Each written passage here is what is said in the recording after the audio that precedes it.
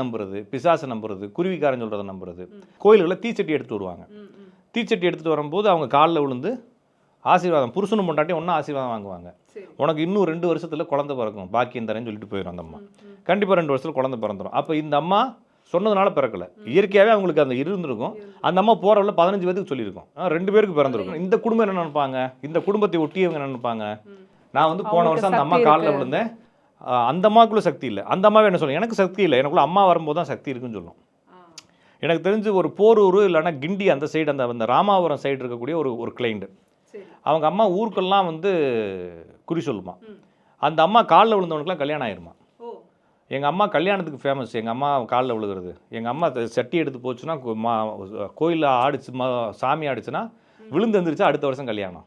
காலில் விழுந்து ஆசீர்வாதம் வாங்கி துண்ணூறு வாங்கிட்டா அப்படின்னா உனக்கு என்னடா பிரச்சனைனா, எனக்கு 39 வயசு, அது இன்னும் கல்யாணம் ஆகலை. எங்கள் அம்மா காலில் விழுந்து ஒவ்வொரு தடவை எந்திரிச்சிட்டேன், ஒருவேளை எனக்கு தான் ஒர்க் அவுட் ஆகலையாங்கிறான்.